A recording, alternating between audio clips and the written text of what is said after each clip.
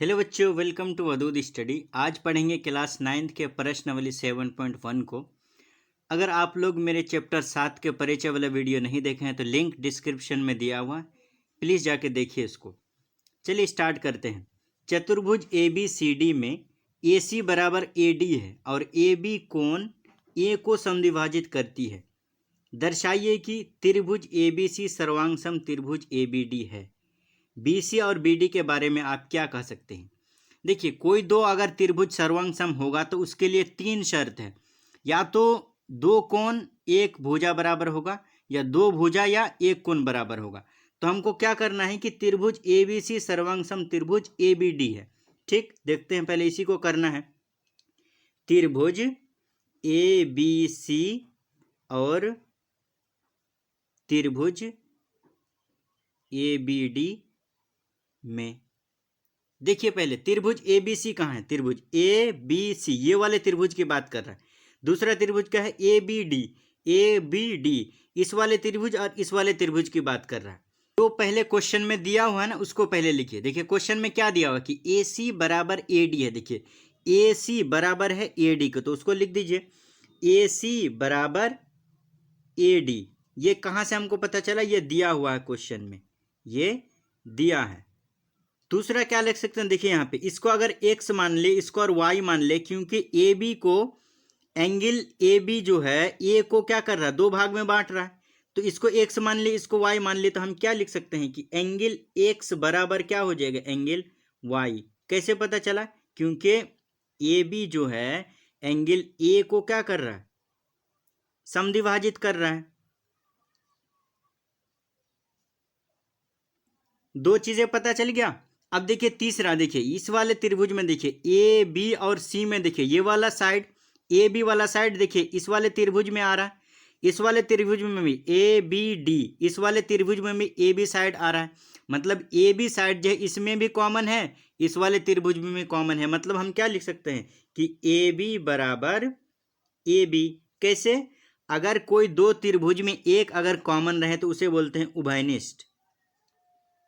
तो तीन चीजें पता हो गया, तो हम क्या लिख सकते हैं कि त्रिभुज ए बी सी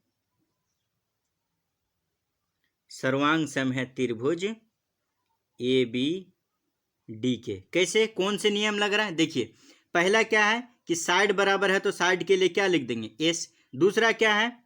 एंगल बराबर है तो एंगल के लिए क्या लिख देंगे? ए। और तीसरा क्या है? साइड बराबर है तो इसके लिए भी क्या लिख देंगे? एस। समझ में आया? किसी भी त्रिभुज को अगर सर्वंसम करना है तो तीन चीजें पता होना चाहिए। तो तीन चीजें पता हो गया। कौन सा नियम लगा यहाँ पे? साइड, एंगल, साइड लगा। दूसरा देखिए बीसी और बीडी के बारे में आप क्या कह सकते हैं? तो देखिए बीसी बराबर क्या हो जाएगा? बीडी। बीसी बराबर बीडी। कैसे? सीपीसीटी रूल से। सीपीसीटी रूल से। सीपीसीटी रूल क्या कहता है कि अगर दो त्रिभुज सर्वांग सम है तो उसके साइड भी क्या होंगे? बराबर हो जाएंगे। तो हम कह सकते हैं ना कि बी सी बराबर क्या हो जाएगा? B D. सॉल्व करते हैं अगला क्वेश्चन को अगले पेज पर।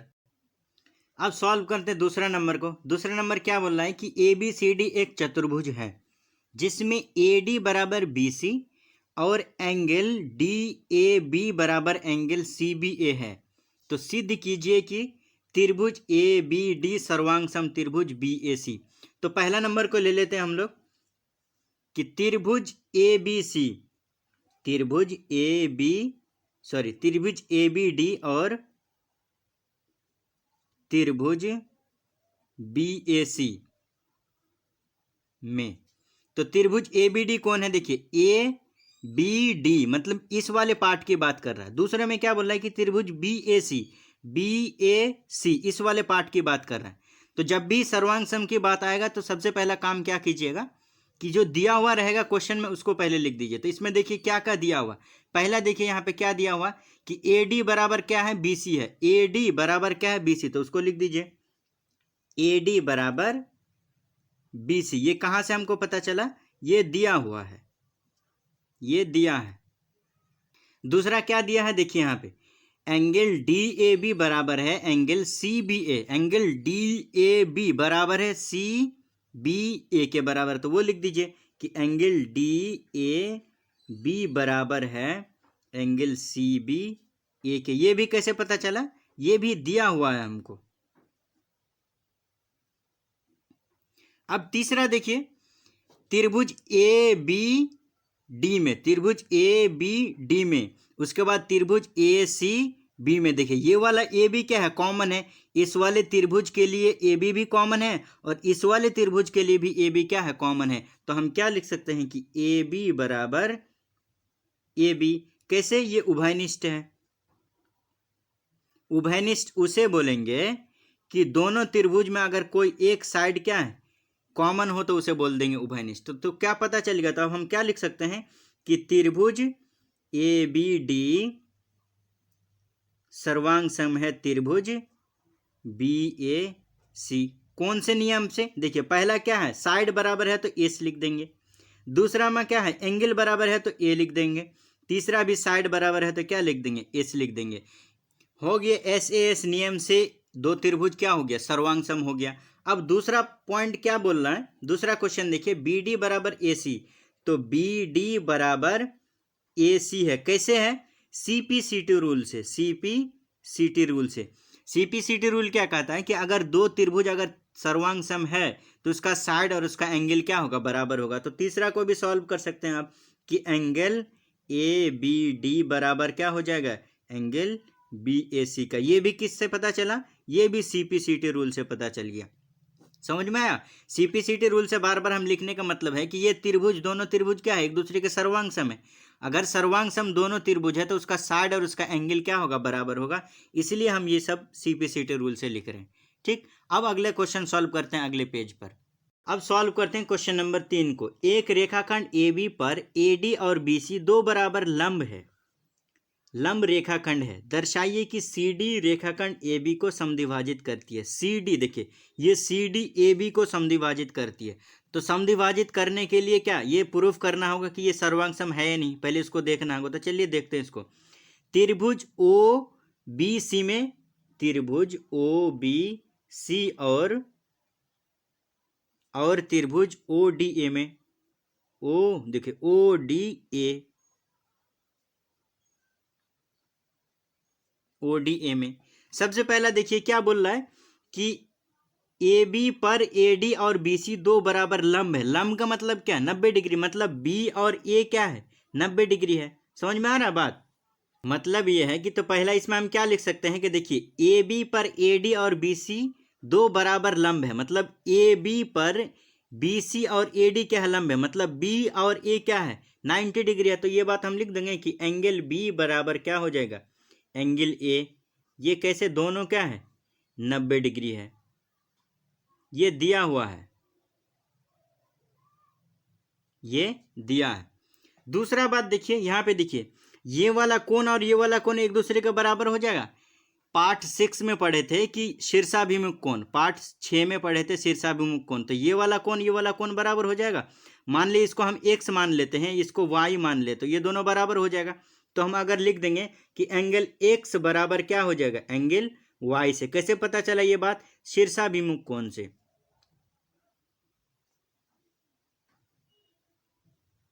दूसरा हो गया। अब तीसरा देखिए क्या बोल रहा है कि ए डी और बी सी दो बराबर, मतलब ए डी और बी सी दोनों बराबर है। तो हम लिख सकते हैं क्या, ए डी बराबर बी सी। ये भी हमको क्या किया हुआ, दिया हुआ है। तब हम क्या लिख सकते हैं कि त्रिभुज ओ बी सी सर्वांग सम है त्रिभुज ओ डी ए। कौन से नियम से, पहला देखिए यहाँ पे एंगल है, पहला क्या है, एंगल। दूसरा क्या है, दूसरा भी एंगल। तीसरा क्या है, साइड है। तो कौन से नियम से, एंगल साइड से ये दोनों त्रिभुज एक दूसरे के क्या होंगे, सर्वांग सम होंगे। हमको प्रूफ क्या करना है कि सी डी रेखाखंड ए बी को समद्विभाजित करती है। सी डी रेखाखंड ए बी को समद्विभाजित करती है। तो हम लिख सकते हैं कि ओ बी बराबर ओ ए, ओ बी बराबर ओ ए। किस नियम से, सीपीसीटी रूल से, क्योंकि दोनों त्रिभुज एक दूसरे क्या है, सर्वांग सम है। तो हम लिख सकते हैं क्या कि ओ बी बराबर ओ ए। तो हम आगे क्या लिख देंगे कि सी डी ए बी को समद्विभाजित करती है। हो गया। अब चलते हैं अगले क्वेश्चन के लिए अगले पेज पर। अब सॉल्व करते हैं क्वेश्चन नंबर 4 को। एल और एम दो समांतर रेखा है जिन्हें समांतर रेखाओं P और Q का एक अन्य युग्म प्रतिच्छेद करती है। दर्शाइए कि त्रिभुज ABC सर्वांगसम त्रिभुज CDA है। त्रिभुज ABC और त्रिभुज CDA ये सर्वांगसम दिखाना है। तो चलिए करते हैं। त्रिभुज ABC और त्रिभुज CDA में हम लोगों ने पार्ट 6 में पढ़े थे एकांतर अंताकोण। देखिए ये वाला अंताकोण ये एक दूसरे के बराबर होगा, तो हम लिख सकते हैं क्या कि एंगल BCA बराबर हो जाएगा एंगल BAC के, BAC का क्योंकि एक दूसरे का ये क्या है, एकांतर अंताकोण है, एकांतर कोण है। दूसरा बात देखिए AC दिख रहा है, इस वाले त्रिभुज का भी साइड है AC, इस वाले त्रिभुज का भी साइड AC, मतलब दोनों में ये क्या है, कॉमन है। मतलब हम लिख सकते हैं क्या कि AC बराबर क्या हो जाएगा, AC ये क्या लिख देंगे, उभयनिष्ठ है। अगर दो त्रिभुज में एक साइड कॉमन हो तो उसे क्या बोलेंगे, उभयनिष्ठ। ये क्या हो जाएगा, उभयनिष्ठ। अब दूसरा देखिए क्या, ये भी एकांतर अंतःकोण है, ये वाला और ये वाला एक दूसरे के क्या है, एकांतर अंतःकोण है। मतलब लिख सकते हैं क्या कि BCA बराबर हो जाएगा एंगल DAC के, एंगल DAC के। ये बात कैसे पता चल रहा, एकांतर अंतःकोण से, एकांतर कोण से। तो तीन चीज हो गया। तो अब क्या लिख सकते हैं कि त्रिभुज ABC सर्वांग सम है त्रिभुज CDA। किस रूल से, देखिए पहला क्या है, यहाँ पे एंगल है तो A लिख दीजिए। दूसरा में क्या है, दूसरा भुजा है तो S लिख दीजिए। तीसरा क्या है, एंगल तो A लिख दीजिए। मतलब किस रूल से, ये एंगल साइड एंगल के नियम से ये क्या हो जाता है, सर्वांग सम हो जाता है ये दोनों त्रिभुज। अब सॉल्व करते हैं अगला क्वेश्चन अगले पेज पर। अब सॉल्व करते हैं क्वेश्चन नंबर 5 को। रेखा L कोण A को समद्विभाजित करती है और B रेखा पर स्थित कोई बिंदु है। BP और BQ कोण को भुजाओं पर B से डाले गए लंब है। मतलब ये वाला Q और P क्या है, लंब है, ये क्वेश्चन में दिया हुआ। दर्शाइए कि त्रिभुज APB सर्वांग सम है त्रिभुज AQB के।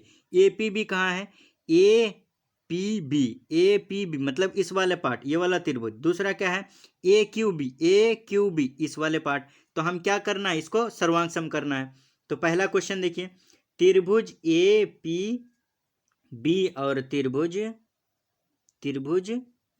AQB में सबसे पहला काम क्या, देखिए यहाँ पे क्वेश्चन में क्या दिया हुआ है कि BP और BQ कोण की भुजाओं पर B से डाले गए लंब है। मतलब Q और P क्या है, लंब है। तो लिख सकते हैं क्या कि एंगल Q बराबर हो जाएगा एंगल P।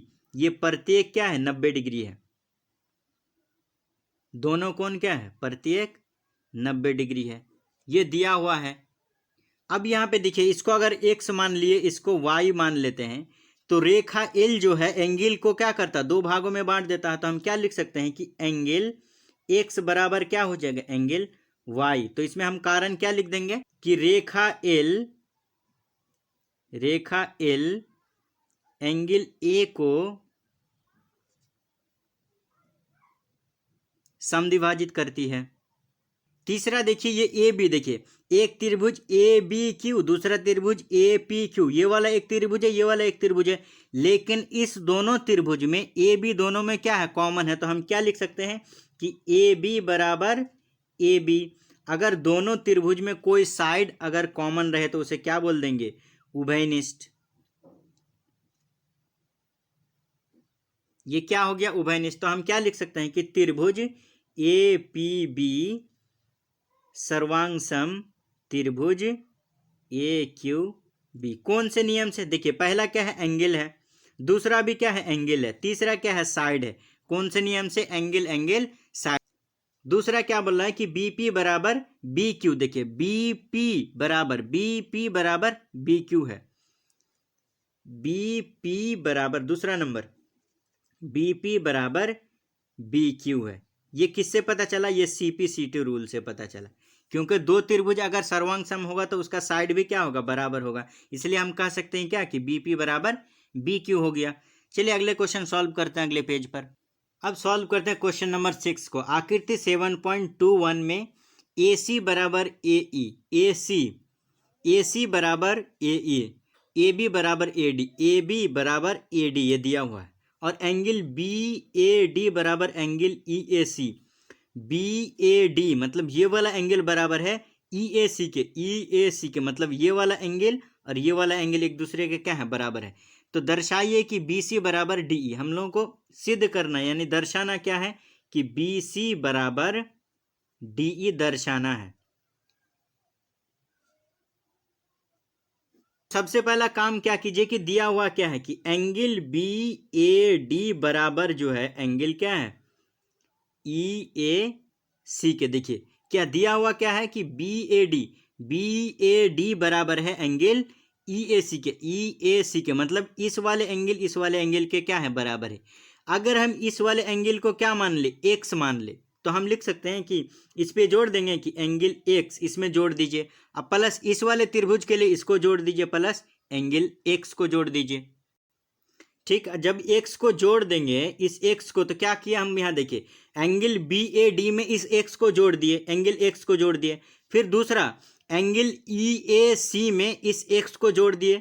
देखिए तो क्या हो जाएगा, आप देखिए एंगल बी ए डी में इस बी ए डी में इस एक्स को जोड़ दिए तो क्या हो जाएगा, एंगल बी ए सी हो जाएगा। तो एंगल क्या लिख देंगे, बी ए सी। देखिए इस एक्स को जोड़े तो क्या हो जाएगा, बी ए और सी हो जाएगा। अब फिर बराबर हो जाएगा किसके, ई ए सी में, ई ए सी में इस वाले एंगल में अगर इसको जोड़ देंगे तो क्या हो जाएगा, ई ए डी हो जाएगा, ई ए डी हो गया। इसको इक्वेशन मान लीजिए 1 मान लीजिए इसका इक्वेशन। अब क्या काम कीजिए कि त्रिभुज बी ए सी और त्रिभुज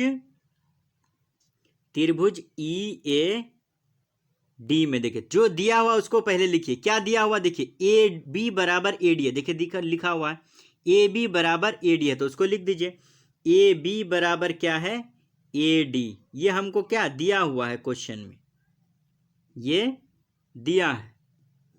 दूसरा क्या लिख सकते हैं कि देखिए समीकरण 1 में क्या निकाले कि बी ए सी बराबर है एंगल ई ए डी के। ये समीकरण 1 से लिखे, समीकरण 1 से लिखे। दूसरा देखिए ए ई बराबर है किसके, ए सी के। यहां भी देखिए ए ई जो बराबर है ए सी के, तो लिख देंगे क्या कि ए सी बराबर ए ई। ये भी हमको क्या किया हुआ, ये दिया हुआ है। तो अब हम क्या कर सकते हैं कि त्रिभुज बी ए सी सर्वांग सम है किसके, त्रिभुज ई ए डी के। कौन से नियम से, पहला देखिए यहाँ पे साइड है, दूसरा क्या है एंगल, तो ए लिख दीजिए, तीसरा क्या है साइड, तो साइड लिख दीजिए। ये दोनों त्रिभुज एक दूसरे के सर्वांग सम है, कौन से नियम पे, साइड एंगल साइड नियम से। अगला क्वेश्चन सॉल्व करते हैं अगले पेज पे। अब सॉल्व करते हैं क्वेश्चन नंबर 7 को। ए बी एक रेखाखंड है और पी इसका मध्य बिंदु है। देखिए ए बी एक रेखाखंड है, पी उसका क्या है, मध्य बिंदु है। डी और ई रेखाखंड ए बी के एक ही ओर स्थित है। डी और ई रेखाखंड, डी और ई, देखिए डी और ई रेखाखंड ए बी के एक ही ओर स्थित है। दो बिंदु इस प्रकार है कि angle B A D, angle B A D, B A और डी ये वाला एंगल, इस वाले एंगल की बात कर रहा है। दूसरा angle A B E, angle A B और ई मतलब इस वाले एंगल की बात कर रहा है। और क्या है कि एंगल ई पी ए इस वाले एंगल, और दूसरा क्या है डी पी बी इस वाले एंगल की बात कर रहा है। तो दर्शाइए कि त्रिभुज डी ए पी सर्वांग सम है त्रिभुज ई बी पी के। सबसे पहला काम क्या कीजिए कि दिया हुआ क्या है उसको लिखिए। क्या दिया हुआ कि एंगल ई पी ए बराबर है एंगल डी पी बी के। ठीक, एंगल ई पी ए कौन है, ई पी ए ये वाला एंगल की बात कर रहा है। दूसरा एंगल क्या है डी पी बी इस वाले एंगल की बात कर रहा है। अगर हम क्या करें इसको एक्स मान ले, इस वाले एंगल को क्या करें एक्स मान ले, तो इसको हम लिख सकते हैं कि angle E P A plus angle X बराबर angle D P B plus ये वाला एंगल इसमें भी जोड़ दीजिए तो कितना हो जाएगा एंगल एक्स। अब एक्स को जोड़ देने से देखिए एक त्रिभुज आ गया, क्योंकि पूरा पूरा उस वक्त त्रिभुज आ ही नहीं रहा था, सिर्फ एंगल शो कर रहा था। अब क्या हो गया, पूरा त्रिभुज आ, इतना समझ में आया। अब देखिए क्या कर सकते हैं, ई पी ए है ना, ई पी ए, अब एक्स मिला दिए तो क्या हो गया, एंगल डी पी ए हो सकता है। तो हम क्या लिख देंगे, एंगल डी पी ए बराबर क्या हो जाएगा, देखिए डी पी बी कहाँ है, डी पी बी, अब एक्स मिला दिए तो क्या हो गया, एंगल ई पी बी हो गया। ठीक, अब देखिए अब क्या करना है, त्रिभुज ले लीजिए, इस वाले त्रिभुज, कौन से त्रिभुज, ए डी पी त्रिभुज, ए देखिए ए डी पी और त्रिभुज किस में, देखिए ये वाला एक त्रिभुज, दूसरा त्रिभुज क्या है, ई बी और पी, ई बी पी, ये दो त्रिभुज हो गया। देखिए ए डी पी, देखिए ए डी और पी, मतलब इस वाले त्रिभुज की बात कर रहे हैं, ए डी और पी। दूसरा E B P, E B और पी, इस वाले त्रिभुज की बात कर रहा है। अब देखिए दिया हुआ क्या है यहाँ पे, देखिए एंगल बी ए डी बराबर है किसके, एंगल ए बी ई के। तो लिख दीजिए एंगल बी ए डी जो है बराबर है एंगल ए बी ई के। देखिए मतलब आप क्या लिख सकते हैं, देखिए बी ए डी कहाँ है, बी ए डी मतलब ये वाला एंगल बराबर है। दूसरा क्या है, ए बी ई, ये वाला एंगल, मतलब ये वाला एंगल और ये वाला एंगल एक दूसरे के क्या है, बराबर है। अब दूसरा आप क्या लिख सकते हैं, देखिए ए पी बराबर बी पी, क्यों, क्योंकि ए बी का मध्य बिंदु क्या है, ए बी का मध्य बिंदु पी है। ये देखिए एंगल डी पी ए बराबर है एंगल ई पी बी से। हम ये बात कहां से लिखे, समीकरण 1 से लिखिए। तीनों चीज पता हो गया तो हम क्या लिख सकते हैं कि त्रिभुज ए डी पी और सर्वांग सम है त्रिभुज ई बी पी के। कौन से नियम से, देखिए पहला यहाँ पे देखिए एंगल तो ए लिख दीजिए, दूसरा क्या है, ये वाला साइड है तो एस लिख दीजिए, तीसरा भी क्या है, एंगल तो ए लिख दीजिए। मतलब एंगल साइड एंगल से ये वाला त्रिभुज क्या हो जाता है, एक दूसरे के सर्वांग सम हो जाते हैं। अब दूसरा क्या बोल रहा है कि ए डी बराबर बीई, ए डी बराबर, दूसरा नंबर क्या बोल रहा है, ए डी बराबर बीई। ये किससे पता चल जाएगा, सीपीसीटी रूल से क्या हो जाएगा, एक दूसरे के बराबर हो जाएगा, क्योंकि ये दोनों त्रिभुज एक दूसरे के क्या होंगे, सर्वांग सम हो गए। अब सर्वांग सम होगा तो दोनों साइड एक दूसरे के क्या हो जाएगा, बराबर हो जाएगा। अब क्वेश्चन नंबर 8 को सॉल्व करते हैं अगले पेज पर। अब सॉल्व करते हैं क्वेश्चन नंबर 8 को, जो कि लास्ट क्वेश्चन है। एक समकोण त्रिभुज एबीसी में जिसमें कोण सी, मतलब ये वाला कोण, ये कोण सी क्या बोल रहा है कि समकोण है, मतलब 90 डिग्री है ये कोण सी। ठीक, ये दिया हुआ एम कर्ण ए बी का मध्य बिंदु है। एम कर्ण जो है, एम जो है ये ए बी का क्या है, मध्य बिंदु है। सी को एम से मिलाकर डी तक इस प्रकार बढ़ाया गया है कि डी एम बराबर सी एम है, डी एम बराबर सी एम है, मतलब ये वाला भाग जो है बराबर है इस वाले भाग का। ठीक, दूसरा यहाँ पे देख लीजिए, एम कर्ण ए बी का मध्य बिंदु है, एम कर्ण जो है ए बी का मध्य बिंदु है, मतलब ये ए और ए एम और बी एम एक दूसरे के क्या है, बराबर है। तो पहला क्या बोल रहा है कि त्रिभुज ए एम सी सर्वांग सम त्रिभुज B M D, A M C मतलब इस वाले त्रिभुज का बात कर रहा है। दूसरा त्रिभुज बी एम डी इस वाले त्रिभुज की बात कर रहा है। तो हम लिख देंगे पहला क्वेश्चन में क्या है कि त्रिभुज ए एम सी और त्रिभुज बी एम डी में। ठीक, अब देखिए दिया हुआ क्या है, इसमें उस चीज को लिख लीजिए। पहला क्या है, देखिए ए एम बराबर बी एम, यहां पे दिया हुआ है ए एम बराबर, देखिए ए एम बराबर बी एम, क्योंकि ये एक दूसरे के क्या है, मध्य बिंदु है। ये भी हमको क्या है, दिया हुआ है, दिया है। अब देखिए दूसरा बात, इसको अगर एंगल एक्स मान लेते हैं, इसको एंगल अगर वाई मान लेते हैं, ये एक दूसरे के क्या है, शीर्षाभिमुख कोण है, जो कि हम लोग चैप्टर नंबर 6 में पढ़े हैं। तो हम यहाँ पे लिख सकते हैं कि एंगल एक्स बराबर हो जाएगा एंगल वाई। कैसे ये बात पता चला, शीर्षाभिमुख कोण से, शीर्षा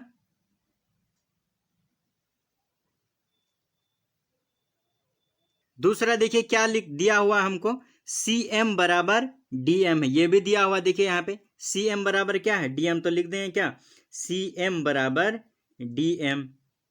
तो अब हम लिख सकते हैं क्या कि त्रिभुज ए एम सी सर्वांग सम है त्रिभुज बी, सॉरी यहाँ पे एम छूट गया था, यहाँ पे एम दे दीजिए, यहाँ पे एम, त्रिभुज बी एम डी। तो अब यहाँ पे क्या लिख सकते हैं त्रिभुज ए एम सी सर्वांग सम है त्रिभुज बी एम डी के कौन से नियम से। देखिए पहला क्या है यहाँ पे साइड है तो एस लिख दीजिए, दूसरा क्या है एंगल तो ए लिख दीजिए, तीसरा भी क्या है साइड है तो कौन से नियम से साइड एंगल साइड के नियम से त्रिभुज ए एम सी सर्वांग सम है त्रिभुज बी एम डी के। अब सॉल्व करते हैं क्वेश्चन नंबर 2 को। एंगल डी बी सी एक समकोण है। तो पहली बात है क्वेश्चन नंबर 2 से सॉल्व करने से पहले ये जानना जरूरी है कि यहाँ पे देखिए एंगल सी ए एम जो है बराबर हो जाएगा किसके डी बी एम के, क्योंकि ये एकांतर अंतःकोण है। तो हम लिख सकते हैं कि एंगल सी ए एम बराबर हो जाएगा किसके एंगल डी बी एम के। ये बात हम कैसे लिख रहे हैं सीपीसीटी रूल से लिख रहे हैं। देखिए कि एकांतर अंतःकोण क्या होता है बराबर है, एकांतर अंतःकोण कैसा है बराबर है। तो हम यहाँ पे लिख सकते हैं कि अतः देखिए ए सी बराबर क्या हो जाएगा ए सी पैरेलल टू क्या हो जाएगा D B, A C parallel to D B. अब आगे क्या लिख सकते हैं कि एंगल डी बी सी मतलब इस वाले एंगल की बात कर रहे हैं D B C, angle D B C अब plus angle A C B इस वाले एंगल की बात कर रहे हैं ए सी बी बराबर 180 डिग्री लिख सकते हैं, क्योंकि एकांतर अंतःकोण का योग क्या होता है 180 डिग्री हो सकता है। तो हम क्या लिख देंगे कि अंतःकोण का योग कितना होता है 180 डिग्री होता है, इसीलिए हम क्या लिख देंगे कि angle D B C plus angle A C B बराबर क्या हो गया 180 डिग्री। तो अब हम क्या लिख दिए कि angle D B C plus angle A C B बराबर 180 डिग्री। ये बात हमको कहाँ से पता चला, क्योंकि एकांतर अंतःकोण का योग कितना होता है 180 डिग्री होता है। अब यहाँ पे हमको चाहिए कि एंगल डी बी सी चाहिए, देखिए एंगल डी बी सी चाहिए, तो एंगल डी बी सी अब प्लस देखिए एंगल ए सी बी कितना है 90 डिग्री। हमको क्वेश्चन में दिया हुआ कि एंगल सी कितना होता है 90 डिग्री है, वो क्वेश्चन में दिया हुआ बराबर कितना 180 डिग्री। तो एंगल डी बी सी बराबर क्या हो जाएगा 180, और देखिए ये प्लस में इधर आकर क्या हो जाएगा माइनस 90। तो एंगल डी बी सी बराबर देखिए 180 से 90 घटा कितना हो जाएगा 90 हुआ। तो अब आप क्या लिख सकते हैं कि अतः एंगल डी बी सी एक क्या है समकोण है, क्योंकि 90 डिग्री ही को क्या बोलते हैं समकोण बोलते हैं, इसीलिए आप क्या बोल सकते हैं कि एंगल डी बी सी एक क्या है समकोण है। चलिए आप सॉल्व करते हैं क्वेश्चन नंबर 3 को अगले पेज पर। क्वेश्चन नंबर 3 में क्या करना है कि त्रिभुज डी बी सी इस वाले त्रिभुज और त्रिभुज ए सी बी मतलब इस वाले त्रिभुज को सर्वांग सम करना है। तो त्रिभुज 3 नंबर त्रिभुज डी बी सी और त्रिभुज ए सी बी में, ठीक। पहला बात तो यहां देखिए डी बी जो है बराबर होगा किसके ए सी के, ये डी बी दिख रहा है, ये डी और बी बराबर होगा ए सी के, किस रूल से सीपीसीटी रूल से। हम लोग पहले पढ़े पहला और दूसरे क्वेश्चन में कि इस दोनों त्रिभुज क्या है सर्वांग सम है, अगर सर्वांग सम है तो ये दोनों का साइड क्या होगा बराबर होगा। तो पहला बात पता चल गया कि डी बी बराबर क्या हो जाएगा ए सी। अब दूसरा देखिए यहाँ पे देखिए ये एंगल बी बराबर क्या होगा एंगल सी, तो हम लिख सकते हैं क्या एंगल डी बी सी बराबर हो जाएगा एंगल ए सी बी के, ए सी बी के। क्वेश्चन में तो सी के बारे दिया हुआ था कि ये समकोण है, लेकिन बी हम लोग अभी निकाले कि ये समकोण है बी, अभी दूसरा क्वेश्चन पे बी वाला समकोण निकाले। तो एंगल डी बी सी बराबर क्या हो गया एंगल ए सी बी। अब तीसरा क्या निकाल सकते हैं हम लोग कि बी सी बराबर क्या हो जाएगा सी बी। देखिए इस वाले डी बी सी के लिए भी बी सी क्या है कॉमन है, और ए सी बी के लिए भी बी सी क्या है, कॉमन है। तो हम लिख सकते हैं कि बी सी बराबर सी बी या बी सी बराबर बी सी। तो ये क्या लिख सकते हैं, उभयनिष्ठ है। ये उभयनिष्ठ किसे बोलेंगे, दो त्रिभुज में अगर भुजा सेम रहे, एक भुजा सेम रहे तो उसे क्या बोल देंगे, उभयनिष्ठ।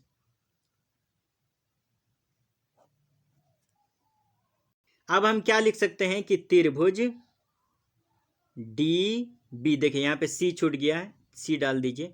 डी बी सी सर्वांग सम है त्रिभुज ए सी बी के। कौन से रूल से, पहला देखिए यहाँ पे साइड सेम है तो एस लिख दीजिए साइड के लिए, यहाँ पे एंगल सेम है तो एंगल के लिए क्या लिख दीजिए, ए। यहाँ पे साइड है तो क्या लिख दीजिए, एस। ठीक, इस रूल से क्या हो गया, ये दोनों त्रिभुज ये डी बी सी, देखिए ये वाला डी बी सी और ए सी बी एक दूसरे के क्या हो जाएंगे, सर्वांग सम हो जाएंगे। अब सॉल्व करते हैं क्वेश्चन नंबर 4 को। अब देखिए क्वेश्चन नंबर 4 में क्या है कि सी एम बराबर 1/2 ए बी, इसको प्रूफ करना है। तो इसमें हम लिख सकते हैं कि डी सी, देखिए यहाँ पे डी सी बराबर क्या हो जाएगा, ए बी के। ये डी सी जो है बराबर किसके हो जाएगा, ए बी के। ये बात हम लिख सकते हैं किस रूल से, CP/CT रूल से। ये बात हम लिख सकते हैं क्या कि डी सी बराबर क्या हो जाएगा, ए बी के। अब डी सी बराबर ए बी के अगर हो जाएगा तो इसका डी सी को हम क्या लिख सकते हैं, डी और सी को क्या लिख सकते हैं कि डी एम, इसको लिख सकते हैं डी एम। देखो डी और सी तो D M plus C M लिख सकते हैं बराबर ए बी, हो गया। अब यहाँ पे देखिए ये क्या बोल रहा है कि डी एम बराबर है सी एम के। देखिए ये दो निशान है ना, दोनों में सेम है, मतलब ये डी एम बराबर है सी एम के। तो हम यहाँ पे लिख सकते हैं क्या कि डी एम बराबर क्या, डी एम बराबर सी एम। समझ में आया, देखिए क्वेश्चन ही में दिया हुआ था कि डी एम जो है बराबर है किसके, सी एम के। तो हम यहाँ लिख दे डी एम बराबर सी एम, मतलब एम अगर मध्य बिंदु है तो दोनों को बराबर भागों में बांट देगा। तो यहाँ पे हम लिख सकते हैं, देखिए यहाँ पे कि डी एम की जगह हम सी एम लिख सकते हैं। इस डी एम की जगह ये सी एम लिख सकते हैं क्योंकि सी एम बराबर क्या होता है, डी एम। तो डी एम की जगह हम क्या लिख देंगे, सी एम। अब प्लस यहाँ पे एक भी क्या है, सी एम बराबर क्या हो जाएगा, ए बी। तो कितना सी एम यहाँ पे हो गया, 2 सी एम। तो 2 सी एम बराबर ए बी। ठीक, अब तो सी एम हमको निकालना, तो सी एम बराबर कितना हो जाएगा, ये ए बी। अब बटा में ये भाग गुना में इधर आके क्या हो जाएगा, भागा में हो जाएगा। तो हम लिख सकते हैं इसको कि सी एम बराबर क्या हो जाएगा, 1/2 ए बी। हो गया प्रूफ। वीडियो पसंद आए तो प्लीज़ चैनल को सब्सक्राइब कीजिए और अपने दोस्तों के साथ शेयर कीजिए। Thank you for watching.